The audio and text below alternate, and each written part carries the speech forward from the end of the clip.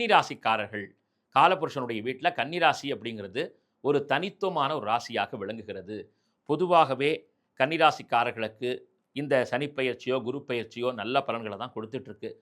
கன்னிராசின்னு சொல்லும் பொழுதே மிகப்பெரிய அறிவாளிகள், சிந்தனைவாதிகள், நுட்பம் மிகுந்த செயல்பாட்டுக்காரர்கள் நம்ம சொல்லலாம். அதனால் யாரும் செய்ய முடியாததை இந்த கன்னிராசிக்காரங்க செஞ்சு முடிச்சிருவாங்க. ஏன்னா இதில் தான் விநாயக பெருமானுடைய ஹஸ்தம் நட்சத்திரம் வருது.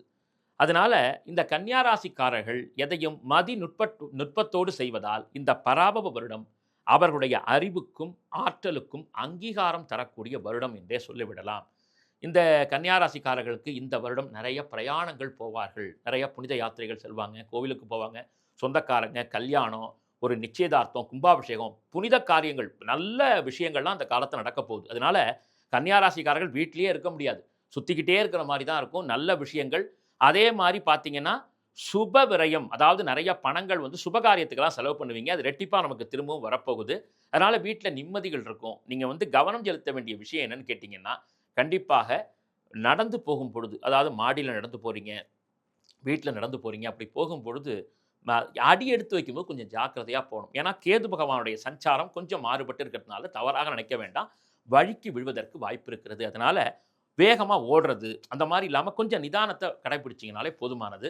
அதே மாதிரி நீங்கள் வந்து எல்லாத்தையும் சிரிக்க சிரிக்க பேசக்கூடிய அளவுக்கு ஆற்றல் படைத்தவர்கள். அதனால் இந்த கன்னியாராசிக்காரர்கள் என்ன செய்ய வேணும்னு கேட்டிங்கன்னா, அருகில் பக்கத்தில் இருக்கிறவங்கள சந்தோஷமாக வச்சுக்கணும், மகிழ்ச்சியாக பார்த்துக்கணும், நல்ல நல்ல விஷயங்கள்லாம் சொல்லணும். முக்கியமாக கன்னியா ராசியைச் சேர்ந்த எழுத்தாளர்கள் தனித்துவம் பெறக்கூடிய காலகட்டம், கன்னியா ராசியைச் சேர்ந்த கலைத்துறையினர் விருது பெறக்கூடிய காலகட்டம், ஆசிரியர்கள் எல்லாருமே ஒரு பதக்கம், ஏதாவது இந்த வருஷத்தில் ஒரு சின்ன ஒரு அவார்டாவது ரிவார்டாவது வாங்கிடுவாங்க. அப்படிப்பட்ட ஒரு நல்ல வருஷமாக இருக்குது. சரி, கன்னியா ராசிக்கு என்ன கோவில் போகலாம் அப்படின்னு கேட்டிங்கன்னா, காஞ்சிபுரத்தில் இருக்கக்கூடிய வரதராஜ பெருமாள். அந்த வரதராஜ பெருமாள் வாழ்வை, அதாவது தியாக வரதன் அந்த பெருமாளுக்கு பேர். அந்த ராமானுஜரையும் சுவாமி தேசிகரையும் இந்த உலகத்திற்கே வழங்கிய பெருமாள் என்றால் அந்த காஞ்சி வரத பெருமாள் தான். அதனால கண் கொடுத்த பெருமாளும் அவர் தான். அதனால கண்டிப்பாக கன்னியாராசிக்காரர்கள் ஒரு முறையேனும் காஞ்சிபுரத்திற்கு கண்டிப்பாக சென்று உங்களுடைய நட்சத்திரம், அதாவது கன்னியாராசியில் நிறையா நட்சத்திரங்கள் வரும் இல்லையா, ஹஸ்த நட்சத்திரம் வருது, நிறையா நட்சத்திரங்கள், அந்த நட்சத்திரக்காரர்கள் உங்கள் நட்சத்திரம் வரக்கூடிய நாள் அந்த பெருமாளை போய் பார்த்தீங்கன்னா சிறப்பு.